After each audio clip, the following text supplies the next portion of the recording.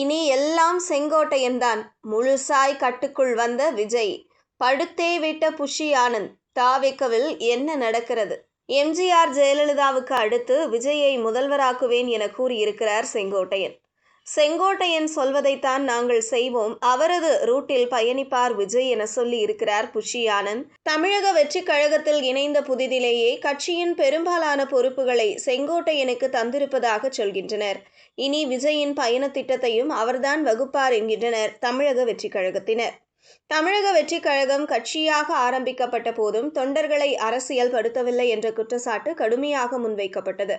இஷ்டத்துக்கு வருவது போவது என விஜய் அரசியல் செய்து வந்த நிலையில் மிக கடுமையான விமர்சனங்கள் விஜய் மீதும் தமிழக வெற்றி கழகத்தின் மீதும் முன்வைக்கப்பட்டது.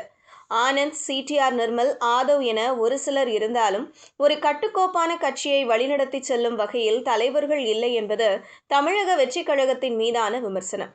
அந்த விமர்சனத்தை போக்கும் வகையில் கட்சியில் இணைத்து கொள்ளப்பட்டவர்தான் அதிமுக முன்னாள் அமைச்சரும் எம்ஜிஆர் காலத்து அரசியல்வாதியுமான செங்கோட்டையன். 25 வயதில் எம்ஜிஆர் அரசியலுக்கு அழைத்து வரப்பட்டவர். ஜெயலலிதா, ஓ பன்னீர்செல்வம் என பல முதல்வர்களுடன் பணியாற்றியிருக்கிறார். கடைசியாக எடப்பாடி பழனிசாமி வரை.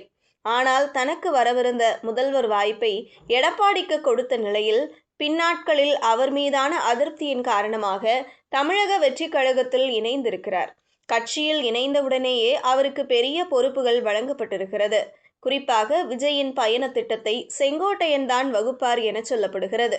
மிகவும் சீனியர் என்ற முறையில் செங்கோட்டையனை மதித்து நடக்க வேண்டும் என 2ஆம் கட்ட நிர்வாகிகளுக்கு விஜய் உத்தரவிட்டார். வேறு வழியின்றி அதை கட்சி நிர்வாகிகளும் ஏற்றுக்கொண்டிருக்கின்றனர் என்பது வெட்ட வெளிச்சமாகியிருக்கிறது. நேற்று நடைபெற்ற கூட்டத்தில் பேசிய செங்கோட்டையன், எம்ஜிஆர் ஜெயலலிதாவுக்கு பிறகு விஜயை முதல்வராக பாடுபடுவேன், அவரை முதல்வராக்க வேண்டும் என்ற எண்ணம் எனது ரத்தத்தில் கலந்துள்ளது என உணர்ச்சி பூர்வமாக பேசினார். அதற்கு பிறகு புஷி ஆனந்த் பேசியதுதான் பலரையும் அதிர்ச்சிக்கு உள்ளாக்கியது. கடந்த காலங்களில் தன்னை தவிர விஜயை யாரும் சந்திக்க விடக்கூடாது என்று தீர்மானமாக ஆனந்த் இருந்த நிலையில் அதுவே அவர் மீதான விமர்சனமாகவும் முன்வைக்கப்பட்டது. ஆனால் செங்கோட்டையனை புகழ்ந்து தள்ளி இருந்தார் ஆனந்த். செங்கோட்டையன் நம்மை நம்பி வந்திருக்கிறார், அவருக்கு அனைத்து உரிமையும் கொடுக்கப்படும், அவரை சார்ந்தவர்களுக்கும் அனைத்து மரியாதையும் கொடுக்கப்படும். இனி அவர் சொல்வதை நாங்கள் கேட்டு நடப்போம், அவர் போட்டு கொடுக்கும் ரூட்டில்தான் விஜய் பயணிப்பார் என பேசியிருந்தார்.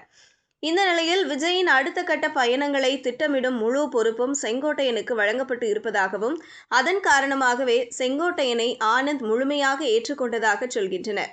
அதாவது வரும் சட்டமன்ற தேர்தலுக்கு முன்பாக தொகுதி வாரியாக விஜய் சுற்றுப்பயணம் மேற்கொள்கிறார். அதற்கு முன்னதாக மாவட்ட ரீதியான பயணங்களை முடிக்க வேண்டும் என்பது செங்கோட்டையனின் அசைன்மெண்ட். அதற்கான பயண திட்டங்களை வகுத்து வருகிறார். குறிப்பாக கொங்கு, தென் மாவட்டங்களில் விஜய்க்கு செல்வாக்கு சற்று சரிவாக இருக்கும் நிலையில் அங்கு அடுத்தடுத்து விஜயின் சுற்றுப்பயணங்கள் இருக்கும்படி ஏற்பாடு செய்யப்பட்டிருக்கிறது.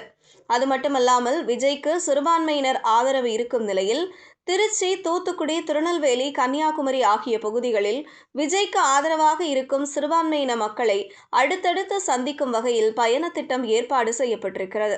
2ஆம் கட்டமாக சென்னை எண்ணூரில் தொடங்கி கன்னியாகுமரி வரை மீனவர் கிராமங்களில் விஜய் மக்களை சந்திக்க இருக்கிறார். மேலும் சிறுபான்மையினர், இளைஞர்கள், பெண்கள், மீனவர், நெசவாளர், விவசாயிகள் ஆகிய தரப்பினரை குறித்து விஜயின் பயணம் இருக்கும். இதற்கான முழு பொறுப்பும் செங்கோட்டையனிடம் வழங்கப்பட்டிருக்கிறது. காலை வீட்டிலிருந்து வெளியேறுவது தொடங்கி மீண்டும் வீட்டிற்கு செல்வது தவிர்த்து இடைப்பட்ட அனைத்து நேரங்களிலும் செங்கோட்டையன் ஆக்ஷன் கட் சொல்வார் எனவும் அதையே விஜய் செய்வார் என்கின்றனர் தமிழக வெற்றி கழகத்தினர்.